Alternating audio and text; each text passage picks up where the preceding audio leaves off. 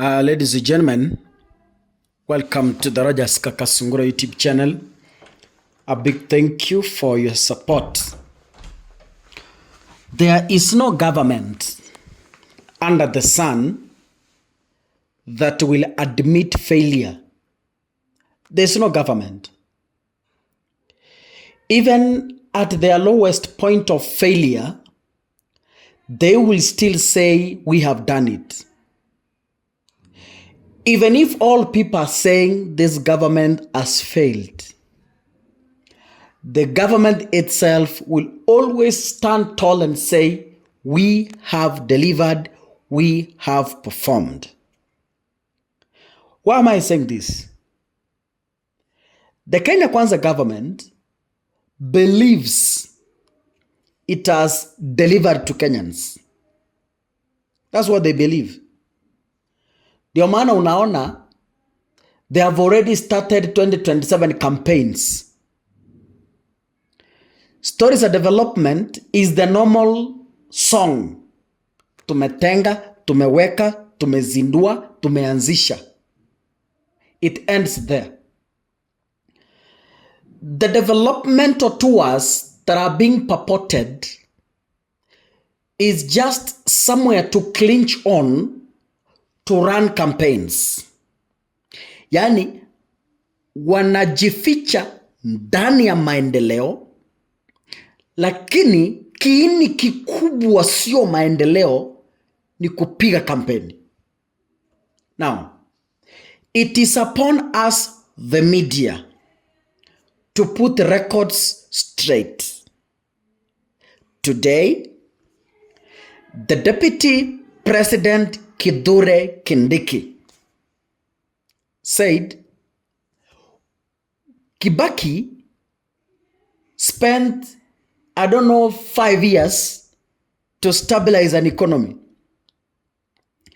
Then he says William Ruto has spent only 2 years to stabilize an economy.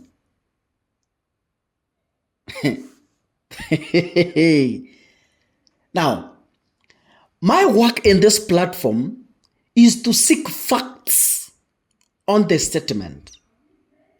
Is Kindiki telling us the truth, or he is misleading Kenyans? Is he arguing based on figures, or is just speaking for the sake of satisfying Kenyans that he has spoke? Now, before we proceed, I want to play for you Kindiki's video clip. Because when we talk about dollars and how the dollar stabilized, somebody somewhere there in Taveta or Mwatate asks, what is the connection between the dollar and me in Mwatate here? I'll tell you the connection. The people, many of the things we use at home, even in the rural areas, are imported. The people who import these things they have to convert Kenya shillings into dollars to be able to import, because you can't buy using Kenya shillings from China and from America and other countries. So the people who import that mali that is sold in the hardwares and the places, in the markets at home in Taita Taveta, they import those products. If the shilling is weak, if the Kenya shilling is weak, you will need more shillings per dollar. So hii mambo ya dollar na interest rates sio mambo ya huko, ni mambo yetu sisi wananchi hapa chini. And President Kibaki used 5 years to deal with the macroeconomic stability after the presidency of Daniel Arap Moi. President Uhuru used 5 years to deal with macroeconomic issues which had arisen. President Ruto has used 2 years to deal with the macroeconomic stability. The work that remains in the next 2.5, 3 years now is now microeconomic growth, incomes at household level, revitalizing sectors that majority of wananchi drive their livelihood from so that they can have money in the pocket. What are those sectors? Agriculture, livestock development, issues to do with livestock. That is Kindiki. You heard the way he's saying. Now, let us come back to reality on the ground. This one inaongelelewa na mtu ametoka State House. Someone who has no one-on-one touch with the ground. Now, Kenyans who don't do research can be hoodwinked to believe that Ruto has established an economy in 2 years. But the biggest question in this particular analysis I'm asking, is it true that William Ruto has spent 2 years in stabilizing Kenya's economy? At the end of my presentation, you're able to make your own judgments. Now, can we go back to the ground? What is really happening at the ground level? I want to give you a video today. And this video is able to explain to you in details the truth on the ground, away from what politicians are telling us. I told you previously, a government can never admit failure. A government can never say, our economy has gone down since we took power.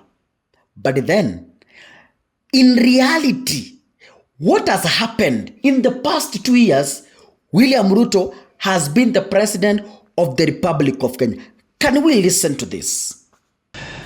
The Federation of Kenya Employers has raised concerns over the continuous raids on payslips by the government in efforts to raise tax revenue. Speaking in Nairobi, FKE says salaried Kenyans can barely make ends meet as deductions surpass the 1/3 requirement, an issue that the employers now say is a risks degenerating into civil unrest. Further, the employers have urged the government to review the cost of doing business in the country, noting that close to 6,000 Kenyans have lost their jobs since 2022. Where we are now, Jimmy, I do not believe employees can contain any more deductions to the payslip, because quite a number are not taking home the 1/3 of their earnings. Clearly, if we continue raiding the payslip, it means we will not have any income to take home. So what will they do? They'll have to keep borrowing. They'll be distressed. That eventually translates into social unrest. And then people begin to wonder, what is the value of being in employment? Because you go into employment to earn money, to make ends meet. If you can't make ends meet, it puts pressure on the business itself, on families. And I think even when COVID happened, we saw a lot of social tension and the impact it was having on families. I don't believe that's the way the government wants to go. What we need to do is do calculations.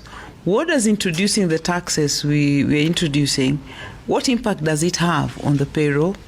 And we've engaged on this, and we hope that we can find a good way out of it to be able to contain the deductions. And one way of doing it is really to peg statutory deductions, even as we have it now, on the basic pay, not on total earnings.